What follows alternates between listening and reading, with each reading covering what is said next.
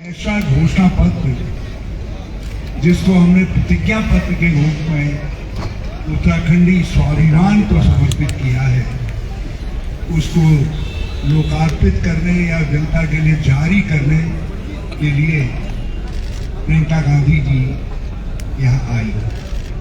मैं प्रियंका जी का बहुत धन्यवाद देता हूँ और आप सबसे मैं अपनी चुनाव घोषणा पत्र समिति के अध्यक्ष प्रभात जी और उनकी टीम को भी बहुत बधाई देना चाहता हूँ कि ये घोषणा पत्र वस्तुतः कांग्रेस सरकार के अगले 5 साल जो आशीर्वाद स्वरूप हमको उत्तराखंड की जनता प्रदान करेगी, उसका ये एक्शन प्रोग्राम है। मैं इसको केवल प्रतिज्ञा के रूप में नहीं, हम कांग्रेस जन इसको एक एक्शन प्रोग्राम के रूप में देखते हैं। इस घोषणा पत्र में हमने पिछले 5 सालों में उत्तराखंड के स्वाभिमान, उत्तराखंड की पहचान, उत्तराखंडियत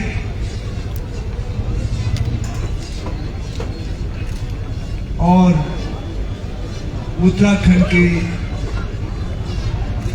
सामाजिक आर्थिक जीवन को, और सबसे बड़ी बात यदि मैं कहूं राज्य की अर्थव्यवस्था और गरीबों के कल्याण के कार्यक्रम को पहुंची है।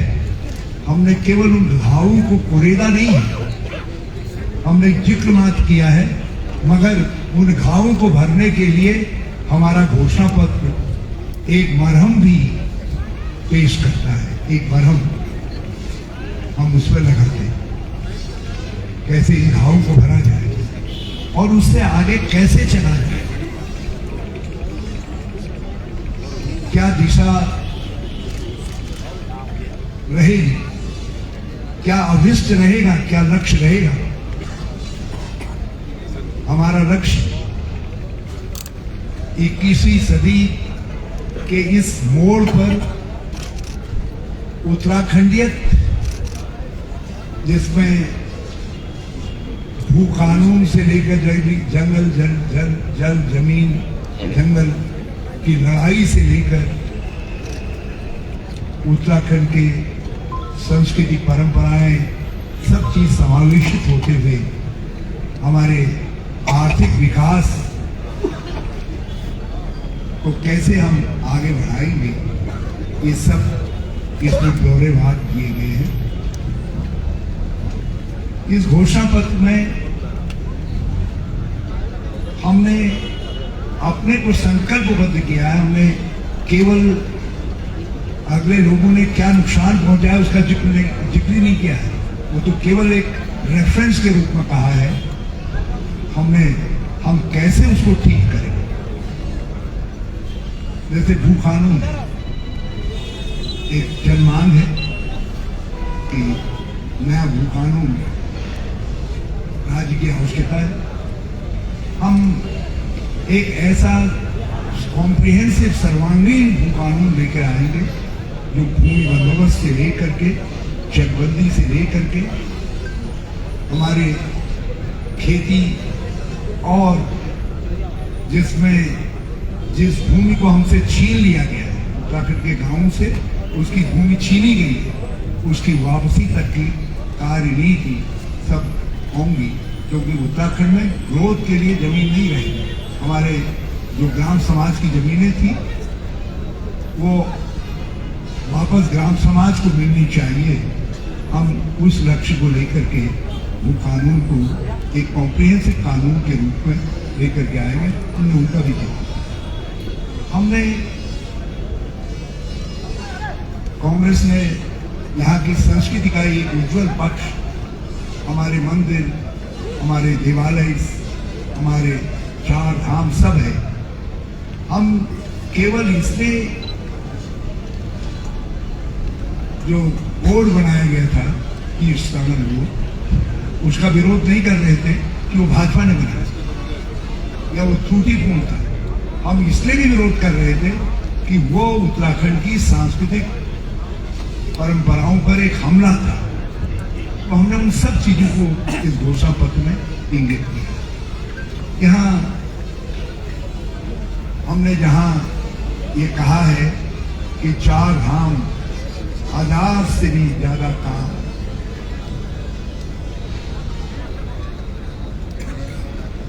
1000 से भी ज्यादा काम, जिसमें हमारे राज्य में पूरा फैले हुए चारों तरफ गांव-गांव में हमारे पत्रकार हैं जो हमारी विकास की आकांक्षा को भी और लोकतंत्र के प्रति हमारे समर्पण के प्रतीक हैं। मगर वो हमारी विकास यात्रा के पथ प्रदर्शक होते हुए भी उसके लाभार्थी नहीं। हमने कोशिश की थी हमारी सरकार को पेंशन, पत्रकार कल्याण कोष और विभिन्न माध्यमों से, जिसको इस सरकार ने आगे नहीं बढ़ाया। अब हमने तय किया है कि हम अलग अलग वर्गों के लिए भी हम अध्ययन करेंगे, मगर पत्रकारों के लिए भी एक हम स्थायी कल्याण कोष और जो है कल्याण बोर्ड का, पत्रकार कल्याण बोर्ड का गठन करेंगे, जो पत्रकारों की समस्याओं का अध्ययन करेगा। यहाँ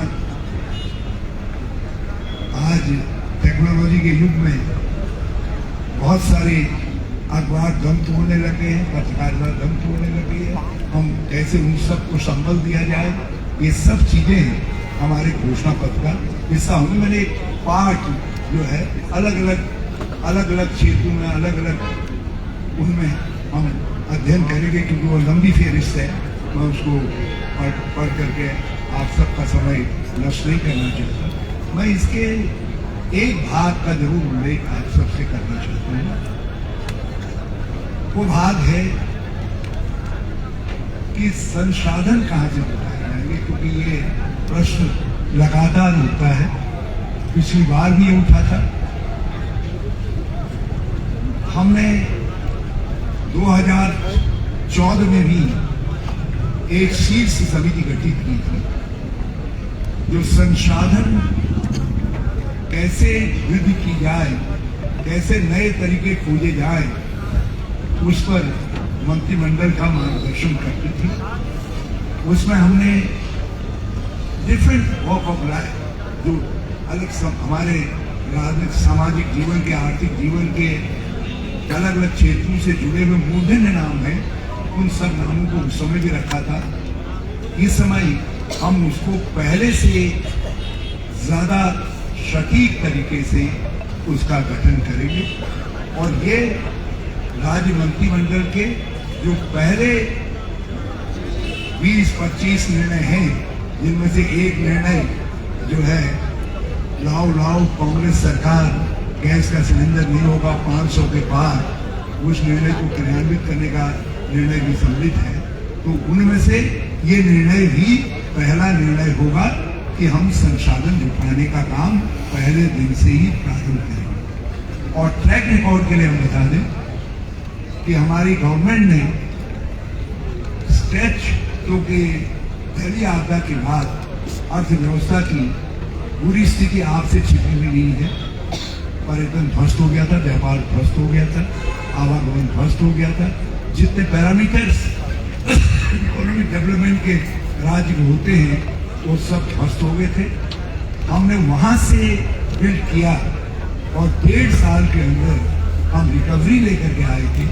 और जिस समय चुनाव हुए उस समय हमारी जो पर कैपिटा एनुअल इनकम की ग्रोथ रेट थी, वो देश के अंदर 3 राज्यों के बाद चौथे नंबर पर सर्वाधिक थी।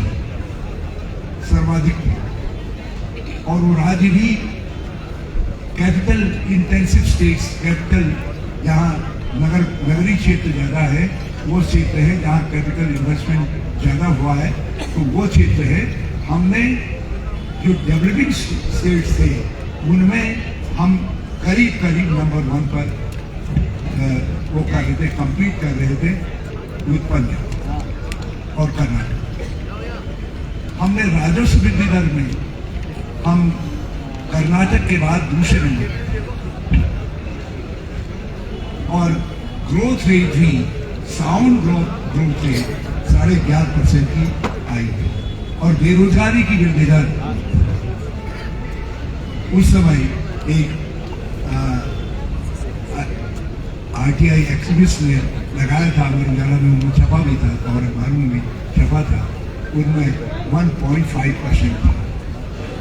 तो हमने जितने पैरामीटर्स एक स्वस्थ स्टेट के होते थे 2017 के मार्च तक वो सारे सही दिशा में हमारा राज्य नेविगेट कर रहा था, आगे बढ़ रहा था। और आज सारी निगेटिव स्थिति, आज राजस्व वृद्धि दर लोएस्ट है, पर कैपिटल इनकम डाउनवर्ड स्लाइड में है, ग्रोथ रेट कम है, खाली फूजी ग्रोथ रेट दिखा करके उसको बढ़ाने की कोशिश हो रही है। जैसे दिल्ली में है वैसे यहाँ भी कोशिश हो रही है। तो किसी भी पैरामीटर से देख लीजिए तो इकोनॉमी साउंड नहीं है, तो हम इकोनॉमी को स्ट्रेंथन करेंगे, लेकिन उसके साथ साथ जन विश्वास को, जन आकांक्षा को भी पूरा करेंगे। जितने लोक कल्याणकारी कार्यक्रम जिनमें समाज कल्याण की पेंशनों से लेकर के आदि थी उनको भी हम जारी रखेंगे और हम लोग रोजगार सृजक स्टेट बनेंगे।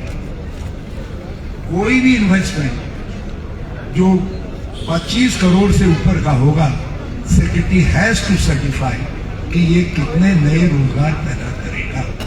हम रोजगार सृजन पर हमारा सबसे ज्यादा फोकस रहेगा और हम प्राथमिकता अपने घोषणा पत्र में भी रोजगार सृजक योजनाओं को देंगे।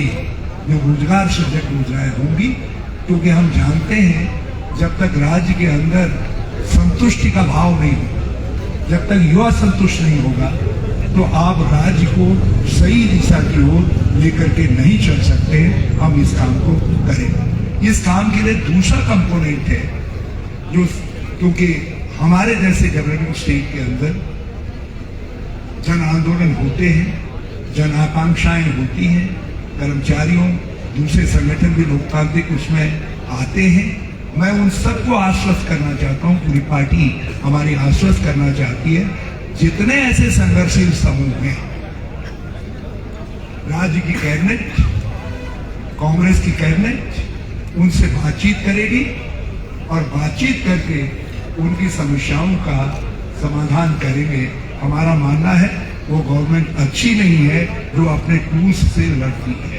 हम कर्मचारियों, जिसमें हमारे पुलिस कर्मचारी भी हैं, उनकी ग्रेड पे के लिए आप कहीं जाइए तो मिल जाते हैं। हमारे उपनल कर्मी हैं, हमारे अतिथि शिक्षक हैं, हमारे एडहॉक टीचर्स हैं और भी बहुत सारे लोग जो डेली वेजेस आदि को कर रहे हैं।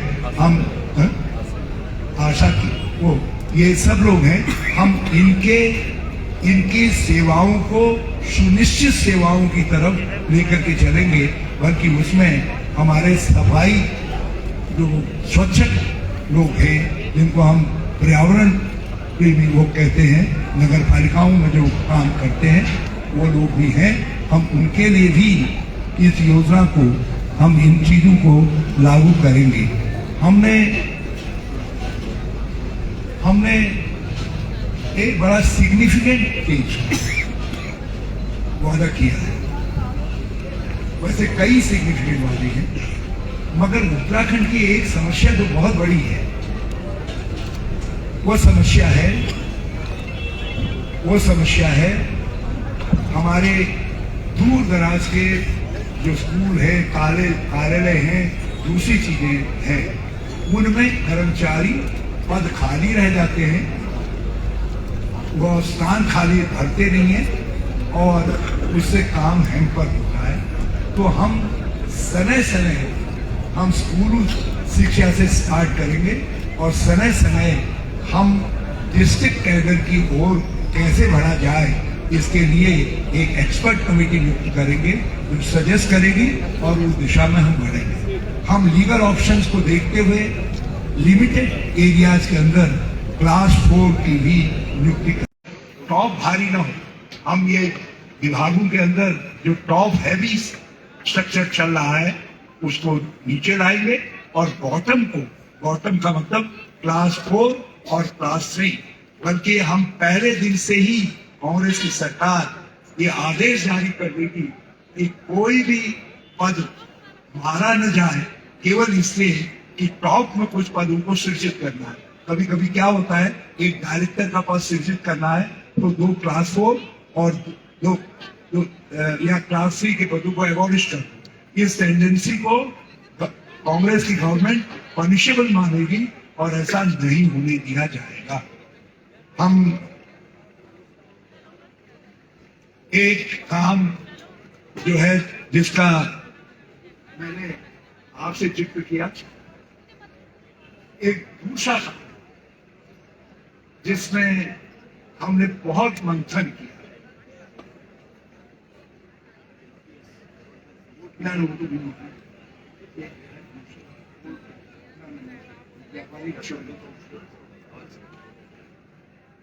एक काम हम और करने जा रहे हैं। बहुत ये भाजपा सरकार का 2 अन्याय देश का गरीब मजदूर कर्मचारी 3 अन्याय कभी नहीं भूले।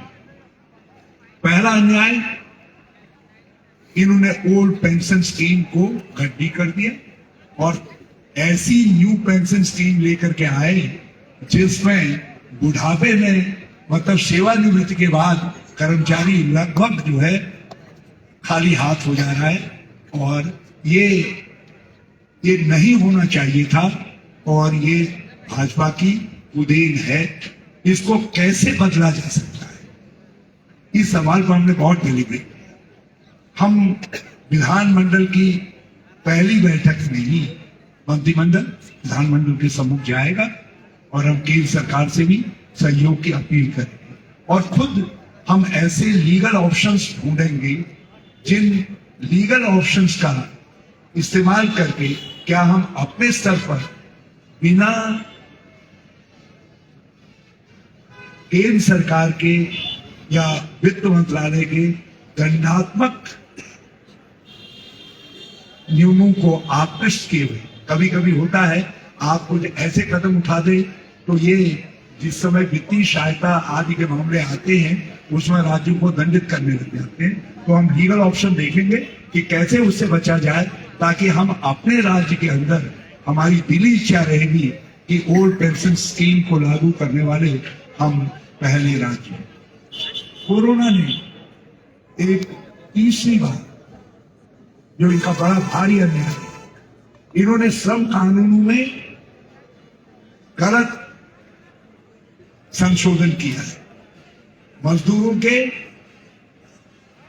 शताब्दी के श्रम को, बलिदान को इन्होंने नकारा है और इससे उत्तराखंड जैसे राज्य में आज हालत यह है कि पटमारी की स्थिति आ गई है। इंडस्ट्री आ रही है और आने के बाद वो चली जाए, बंद कर दे रहे, कुछ समय मुनाफा खींचने के बाद बंद कर दे रहे। और इन्होंने ये कर दिया कि 100 कर्मचारी से कम जहां भी काम कर रहे हैं उनको परमिशन लेने की जरूरत नहीं। हम देखेंगे, क्योंकि श्रम दोनों का विषय है, हम ये देखेंगे कि क्या हम ऐसा श्रम कानून राज्य का बना सकते हैं कि ताकि कोई उद्योग बंद होने से पहले वो राज्य सरकार की परमिशन ले, जो पहले स्थिति थी उस स्थिति को लाने का काम करेंगे। और ऐसे जितने निकाले गए कर्मचारी हैं हम उनकी वेलफेयर को भी हम अपना मोटो समझेंगे और हमने तय किया है कि एक बोर्ड बनाए, एक अध्ययन दल बनाएंगे जो सारे सिडकुल में लगे हुए उद्योगों का अध्ययन करेगा और अध्ययन करने के बाद ये देखेगा कि 70% स्थानीय लोगों को जो आरक्षण मिला था उसका पालन हो रहा है नहीं हो रहा है, और जिलाधिकारियों को दायित्व दिया जाएगा कि 70% स्थानीय नौजवानों की भर्ती हो, इसको वो सुनिश्चित करने का काम करें। यहाँ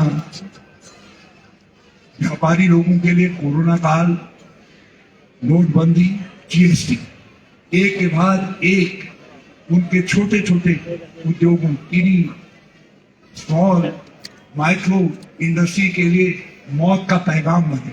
ये तीनों कदम, नोटबंदी, उसके बाद जीएसटी और रही सही कसर कोरोना ने निकाला।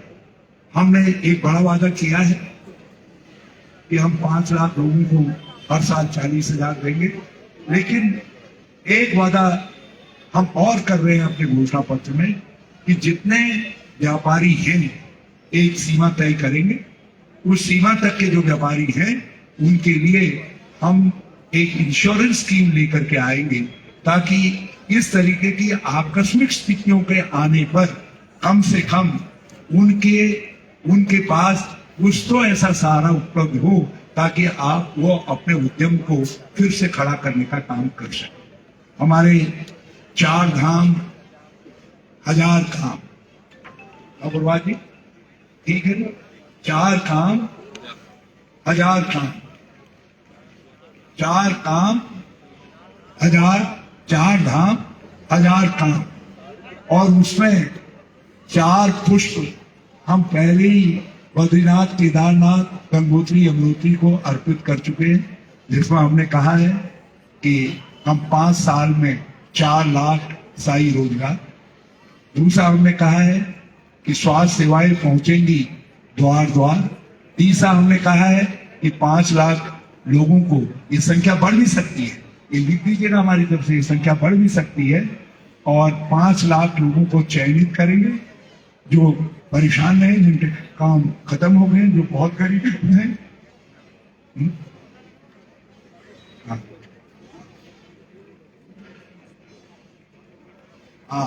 ये जो है उन लोगों को, ऐसे लोगों को हम हर साल 40,000 रुपया देंगे। 40, और इकोनॉमी हमने तेजी से सुधार ली, तो इस काम को और भी बढ़ाएंगे, क्योंकि इस मामले में मेरी और गौरव वल्लभ जी की बड़ी तीखी बात सुनी है, लेकिन अनिल तो खतवा इस प्रोफेसर, आई एम स्टूडेंट, उन्होंने हमको कन्विंस कर लिया, क्योंकि हम सब लोग कन्विंस, तो इस काम को करें। एक बात देवेंद्र जी ने कहा कि हम कैसे द्वार द्वार पहुंचाए, ये बड़ा सवाल है। तो हम 3 चीजों का इस्तेमाल करें, 3 तरफा हम कदम उठाएंगे। पहला कदम हम ये उठाएंगे कि हम ज्यादा से ज्यादा एरियाज को इंटरनेट कनेक्टिविटी बनाएंगे, ताकि टेलीमेडिसिन एडवाइस उनको मिल सके, और स्थानीय जो लोकल हॉस्पिटल है उसको उसके साथ लिंकअप करके जो है उनके डोर स्टेप तक कहीं पड़ोस में, नेबरहुड में उनको ये एडवाइस मिल जाए, और उस एडवाइस के अनुसार उनको दवाई दरवाजे भी मिल जाए, उनको दवा खरीदने देहरादून या हल्द्वानी ना आना पड़े। उसके लिए हम टेक्नोलॉजी का इस्तेमाल करेंगे।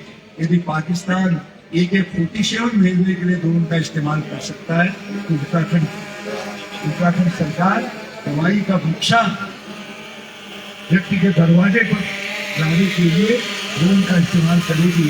वो हम आपको पेश करेंगे,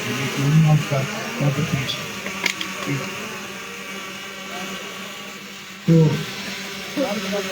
जिस ड्रोन को कैसे शूट किया जाए, उस ड्रोन को हम जो है कैसे वेलकम ड्रोन में बदलने का काम करेंगे।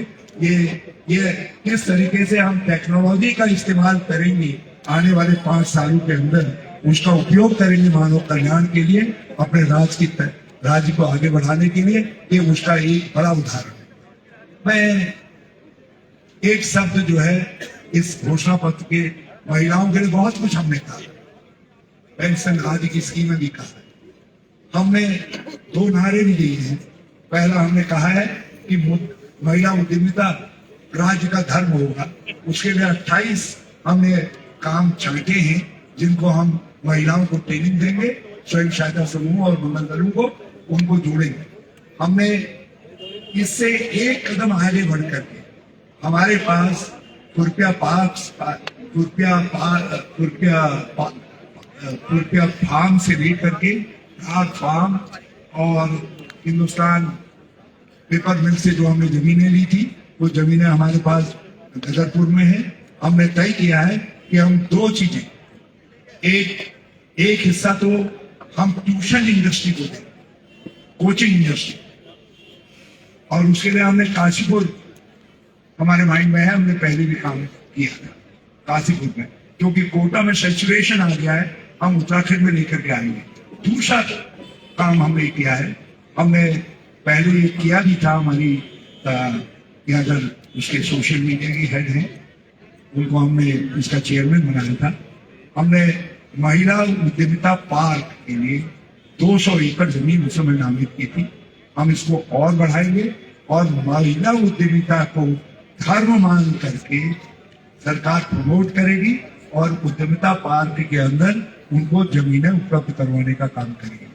ये है अपने सरकार भाइयों, दलित भाइयों, वो हमेशा कांग्रेस के लिए बड़े कोर एरिया रहे हैं। जब से ये इंदिरा जी के नाम पर इंदिरा आवास बंद हुए हैं, सबसे पीड़ित वर्ग है। हम केंद्र सरकार नहीं भी करेगी, हम अपनी आवास योजना चलाएंगे और राज्य के अंदर हमने पहले भी आवास योजना चलाई थी, उसका सिग्नेस रुद्रपुर में किया था। हम फिर से सहकारी क्षेत्र के अंदर एक अलग वो बना करके संस्था खड़ी करके उसके माध्यम से हम इस तरीके के आवासों को बनाएंगे और उनको अपने गरीब भाइयों सिर्फ को देने का काम करेंगे। जिन जमीनों पर हमारे गरीब वर्ग के लोग काबिज हैं, जिन जमीनों पर हमारे भूमि भाई काबिज हैं, हमारे राज्य के अंदर ऐसी बहुत सारी जमीनें हैं और उन जमीनों के साथ टोंगिया, खत्ता, घोट आदि भी हैं। ये सब लोग वर्षों से मानवीय अधिकार के लिए लड़ रहे हैं कि हमारी जमीन पर हमारा अधिकार हो। तो हम दो चरणों में, पहले चरण में जो छोटे भूमिहीन हैं जिन्होंने सरकारी जमीनों पर कब्जा कर रखा है, हम उसको नियमितीकरण करेंगे। दूसरे चरण के अंदर हम ये जितने खत्ते घोट आदि हैं, बिंदु खत्ता से लेकर के यहाँ तक जितने ऐसी जमीनें हैं, पथरी तक और दूसरे एरियाज तक जो विस्थापित होकर के आए हुए लोग हैं, हम इन जमीनों के लोगों को मालिकाना हक दिलवाएंगे। ऐसे गाँवों को राजस्व गाँव का दर्जा मिले, उसके लिए legal and political, legal and administrative हर तरीके के कदम हम उठाएंगे और उस पर काम करेंगे। हमने गौरा देवी, नंदा देवी और कन्याधन योजना जिस स्वरूप में की थी, वो गरीब वर्ग के, दलित वर्ग के लोगों के लिए, उनकी बच्चियों के लिए वरदान थी। हम उस योजना को फिर से उसी रूप में लेके आएंगे जिसको इस सरकार ने बंद कर देने का काम किया था। तो मैंने अपना पार्ट पूरा कर लिया। अब मैं प्रीतम सिंह जी और देवेंद्र जी, प्रीतम जी से और फिर गणेश भूदियाल जी से आग्रह करूं। अच्छा, मैं प्रीतम सिंह जी से आग्रह करूंगा कि वो इस पर कुछ कहे जो हमने किसानों दुखों के लिए कहा है। सम्मानित पत्रकार साथियों, आज हमारी नेता और राष्ट्रीय महासचिव प्रियंका गांधी जी ने देहरादून आकर के हमारा मैनिफेस्टो लॉन्च करने का काम किया।